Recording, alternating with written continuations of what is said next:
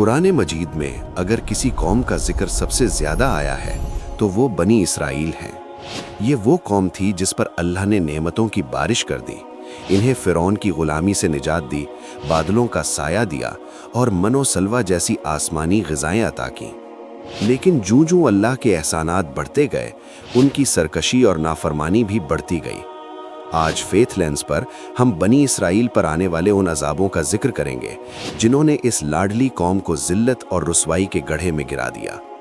जब हज़रत मूसा अलैहिस्सलाम अल्लाह से कलाम करने कोहे तूर पर गए तो पीछे से सामरी जादूगर ने बछड़े का एक बुत बनाया।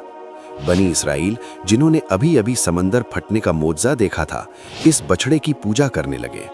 इस शिर्क की पादाश में उन पर एक अजीब अजाब आया।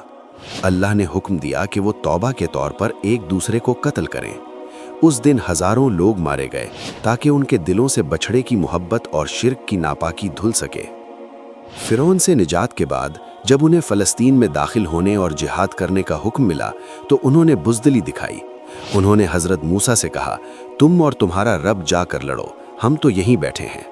इस गुस्ताखी की सज़ा ये मिली कि अल्लाह ने उन पर फ़लस्तीन की ज़मीन 40 साल के लिए हराम कर दी।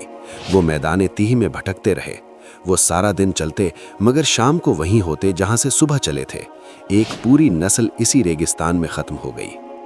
अल्लाह ने जब उन्हें एक बस्ती में दाखिल होने का हुक्म दिया तो फरमाया कि हित्ततुन यानी माफ़ी कहते हुए आजिज़ी से दाखिल होना है, मगर उन्होंने मजाक उड़ाते हुए लफ्ज़ बदल दिया और हित्ता की जगह हिंततुन कहना शुरू कर दिया। इस तमस्खुर और नाफरमानी पर अल्लाह ने उन पर आसमान से ताऊन का अजाब भेजा, जिसने देखते ही देखते हज़ारों को लुक़्मा अजर बना दिया। बनी इसराइल के लिए हफ्ते का दिन सैबत इबादत के लिए मखसूस था और उस दिन शिकार हराम था। समंदर किनारे रहने वाले एक गिरोह ने हीला साजी शुरू की।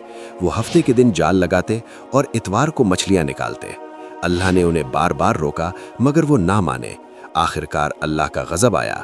अल्लाह ने उनकी शक्लें मस्ख कर दी और वो ज़लील ख्वाल बंदर और सूअर बना दिए गए। बनी इसराइल की सरकशी की इंतहा ये थी कि वो अल्लाह के नबियों को कत्ल करने लगे थे।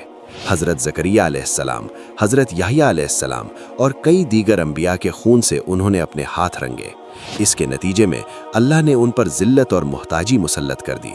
उनसे उनकी बादशाहत छीन ली गई और वो पूरी दुनिया में तितर बितर कर दिए गए। उनकी मुसलसल बदहदियों की वजह से अल्लाह ने उन पर बुख्त नसर जैसे जालिम हुक्मरान मुसल्लत किए। बैतुल मुक़द्दस को 2 बार मुकम्मल तौर पर तबाह किया गया। उनकी हैकले सुलेमानी मिट्टी में मिला दी गई और लाखों बनी इसराइल को ग़ुलाम बनाकर ले जाया गया। ये उनकी मजहबी और सियासी मरकज़ियत का खात्मा था।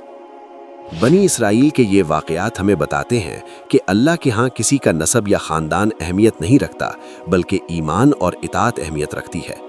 जब कोई कौम अल्लाह के अहद को तोड़ती है तो अल्लाह उसे इबरत का निशान बना देता है। अल्लाह हमें उनके नक्शे कदम पर चलने से बचाए। वीडियो पसंद आई तो इसे शेयर करें और फेथ लेंस को सब्सक्राइब करें।